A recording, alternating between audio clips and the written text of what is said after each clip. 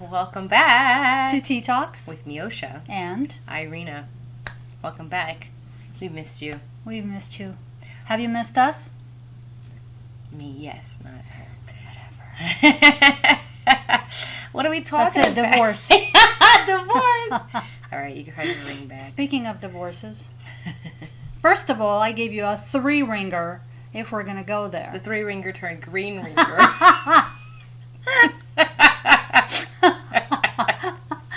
Oops.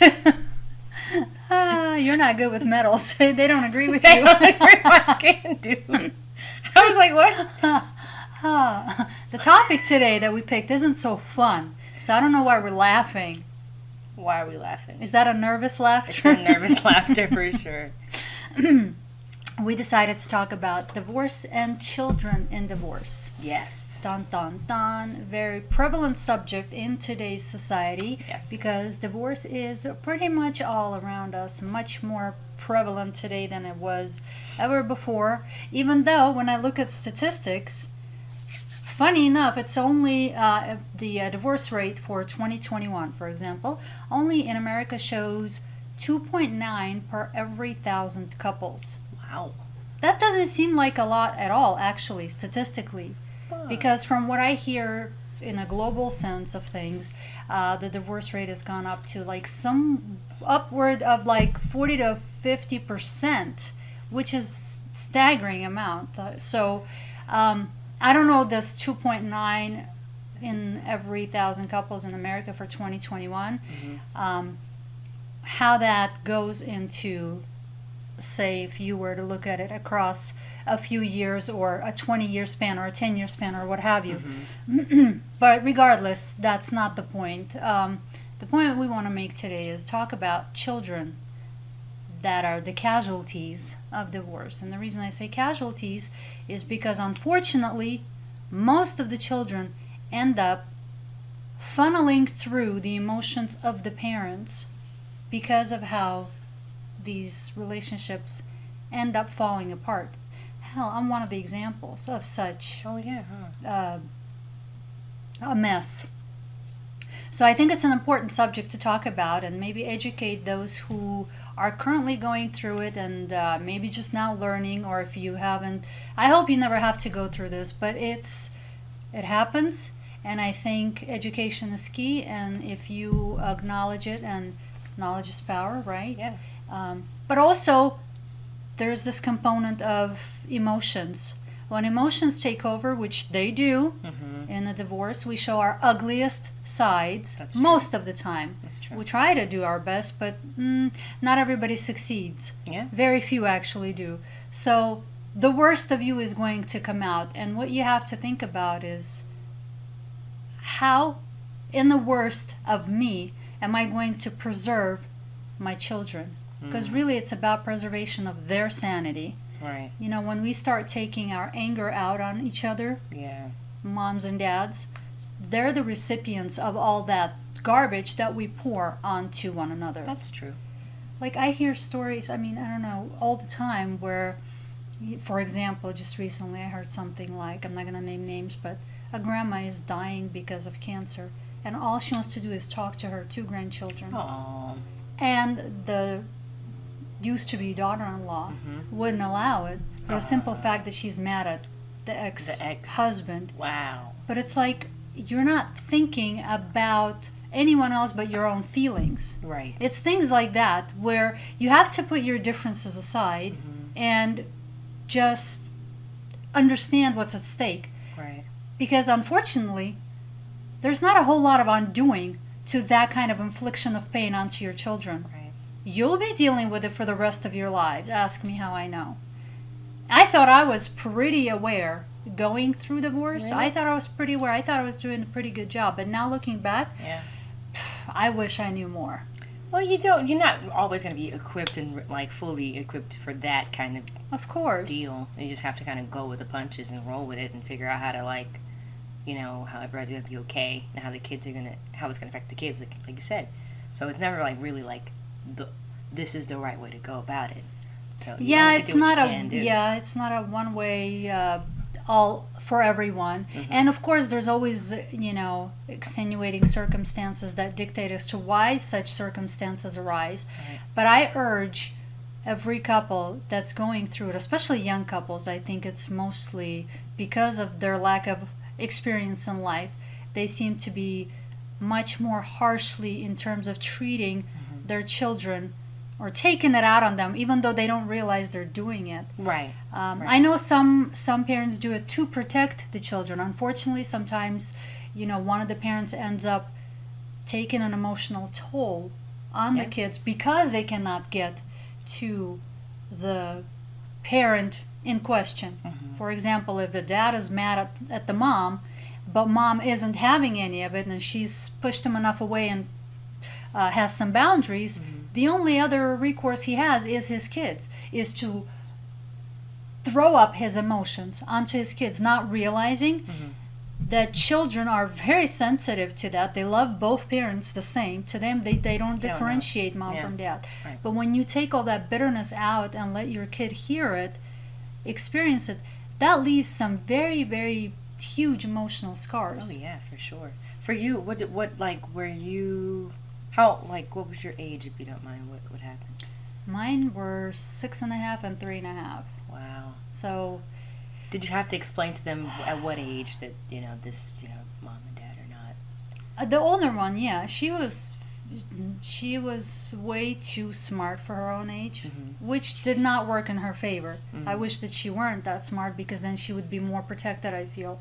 But because she is so aware and understood what was going on, unfortunately I had to explain a whole lot more to her than I felt the need for her. Right. But I mean, yes, what doesn't kill us makes us stronger. And I ended up explaining some of the things to her that helped her cope with things. But I also still see how it affected her psychological well-being Over time? Okay. And even then, and how she's dealing with that aftermath even now.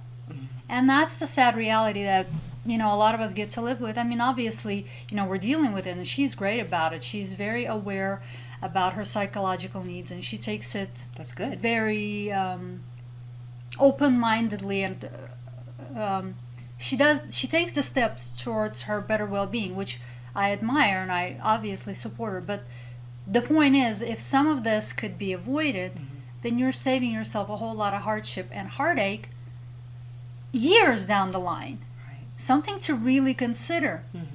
It's not in your own best interest. It's what's in best interest of your kid, whom you think you love, right? Right. So wouldn't you do what is best for the one you love, putting your differences aside? Yeah.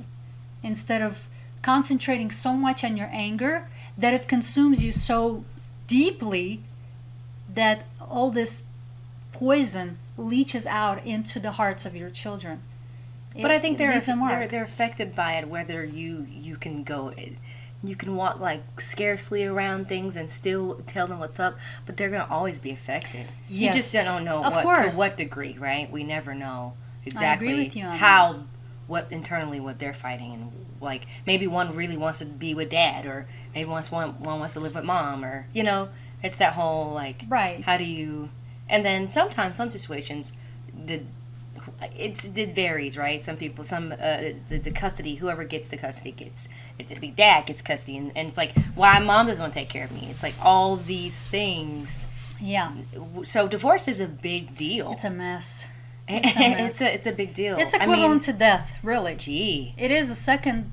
It's like death. Yeah, your relationship is dying, and you're mourning it.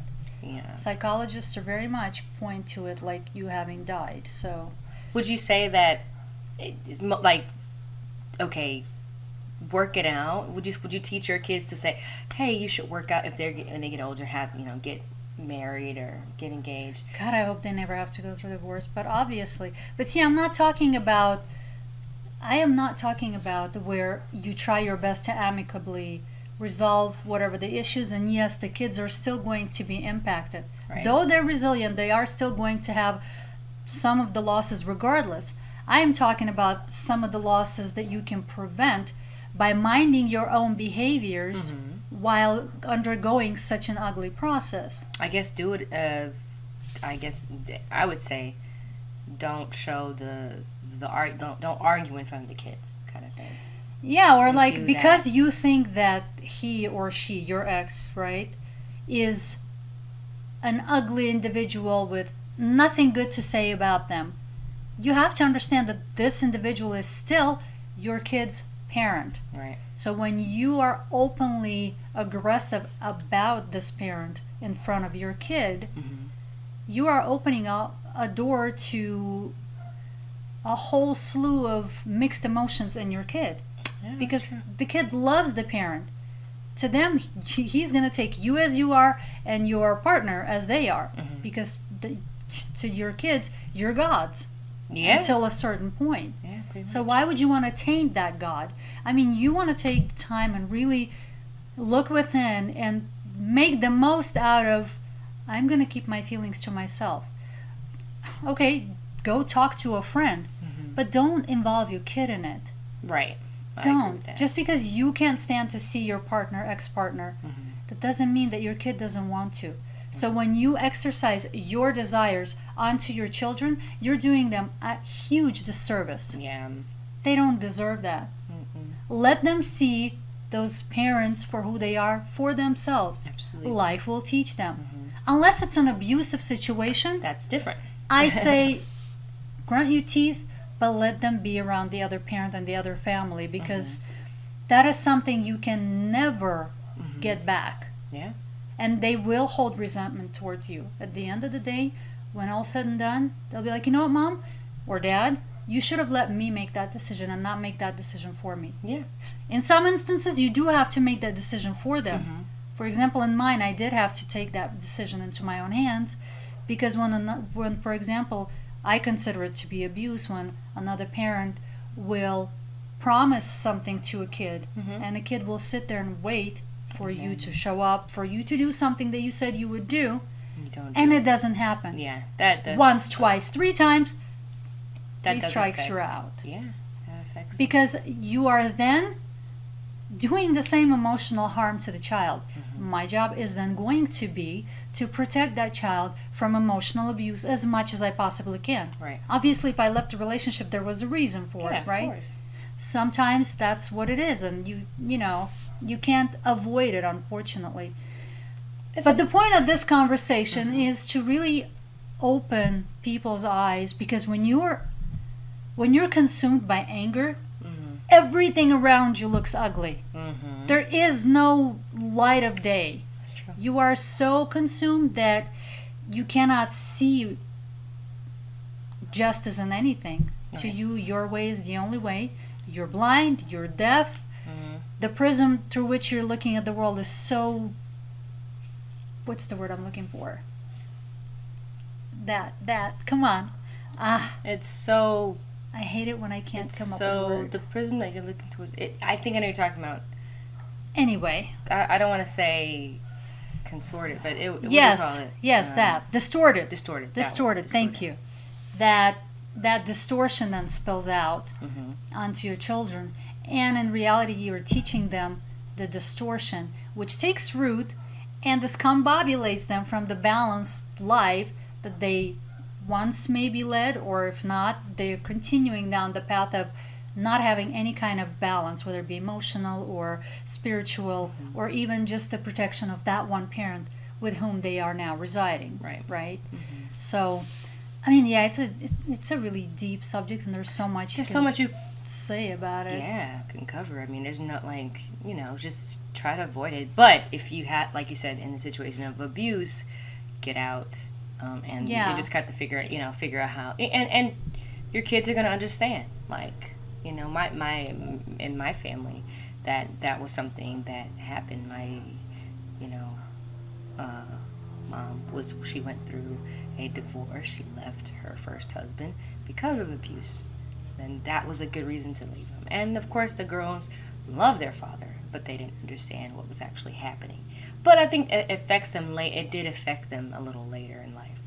But I think everything in time, things heal. So If you work on it. yeah, if you work on I know it's it. a beat up subject for us to say if you work on it, but Yeah. yeah, healing does take work too. It But does. that's beside the point. That's another subject. But yes, it's. Well, I lost my train of thought. I was going to add something onto it, but. The divorce. Well, the whole, unless it's an abusive situation. But yeah, I mean, there it is. Got it. I was waiting you to come back and get it. She was going to get it. It's when you are leaving someone because of abuse, you are then making the choice of a lesser affliction of emotional pain onto your kid. I agree. So while it's not the best course of action, it is one of the better choices given the situation you're in. So you're choosing one of the lesser of the two evils. Yeah. Because those are the cards you're dealt with. Yeah. And so you have to consider, am I staying in the relationship and continuing to harm my children? Or am I going to harm them now by leaving the relationship? And yes, they're going to absorb the hurt from breaking up the relationship, but maybe a portion of their life from here on out is going to have some healing, some better example definitely. Of what life should look like. That was my choice, is I wanted better for my kids. That's good. And good. There is good with the bad, because obviously nobody's going to be like your own dad with you. So you have to absorb some of that, for example, or your own mom, whatever. Right. But you also, when you're also growing up in a much more stable environment, it's something to be considered. Because then you're not continuing that destructive path of showing your kid what life looks like in a broken home. But rather, hey, at any point, you can take steps to make it better. Obviously, nobody wishes to be divorced or, you know. Definitely not. But that's another thing to consider. Like, if you are, you know, are you marrying for all the wrong reasons? So don't do it. Like, some of us realize it in hindsight. So, to seek wise counsel instead of just relying on your pink glasses when you're in the state of emotional affect, being in love, is definitely something I'm beginning to value. It's not something I would accept when I was younger, but I understand the value in it now. So I think preparing my kids for, hey, you know, there's more to love than just feelings of emotion and whatever. There's respect, there's understanding, and there's looking into the family as a whole, seeing what their values are and what the family dynamics are, because all of it affects the rest of your life and by extension the way you're going to raise your family. Absolutely. So you want to do your homework and be as prepared stepping into it, knowing what you're getting yourself into. Absolutely. And a lot of, well, I mean, now we're living in a much more informed society. So yeah, there's so many. I mean, things we were out dumb. there. Well, no, it's just because you wasn't exposed to anything that we are exposed to now. Like you said, we have the internet, we have the web, everything's at our fingertips. Honestly, to go and find out how to do this or what's the best way to be, you know, for the kid to feel better and not to feel so affected by the divorce or is, you know, all these things. Well, if we didn't have enough resources, now there are too many resources. So now you have to learn the art of deciphering and to see what information to ingest and what will work for you, what is actually a good proven fact or what have you. So nothing is better than your own experience, of course. But, you know, trust your sources, and if they've lived through it, they probably know a thing or two about it, right? So just a little bit. Or like another situation, one of my friends who passed away, and that's difficult for me to talk about her little kid, and he totally cut her family out of seeing the guy. Why? And like no matter who reached out to him, he just would not hear. I don't know, anger, greed, whatever is going on in that person's head at the time, but it clouds your judgment so much so that your only son is paying the price. That's selfish. That's what that is. So God knows what that's going to bring in the later years. But I always say, if you're going to have kids, don't be selfish. Because the whole point of having kids is to learn how to, that you're now in service to somebody outside of yourself. That's it. Not even just the kids. When you marry someone or get in a relationship, that's your practice tool already to think outside of yourself and consider other person's circumstances, feelings, and so on, and then bring the children into the world. Absolutely. But in the perfect world, right? In a perfect world. Because we're not in a perfect world, that's why we talk about things like that. And hoping to bring light to some of the situations, even though we do it in not so expanded in an open way, but sharing a little bit of our experiences in hopes that it can bring some value to Hopefully. someone out there, right? Yeah. So that's our 2 cents on that subject. I know there's a lot to talk about here, but that's just the tip of the iceberg. There's more. So stay tuned for part 2. I'm just kidding. Could you imagine? No. I would suggest, if you are going through it, if you know of someone who's been through it, they would probably be a good resource for you. Right. Because they understand the path they've traveled it, so they can probably give you some pointers. But also, I would say look at their life as a whole. See if you like where they are now before start asking questions. Because if you see that this person has changed their life for the better, then it's probably worth asking them those questions, because you obviously see that they've taken some choices that have led them to their desired life situation. But if they're struggling and still haven't made sense of where they're going, I would say either go about it your way or find someone whose example you admire. Right. That's good. That's good. Yeah. With that, I agree. Everything she said. Ditto. Well, we hope this helps, and thank you guys for watching. Always. Always. Because in our world, the better it gets. the better it gets. Thank you, guys. Yes, we will see you guys next time. Next time. Bye. Au revoir. Mwah.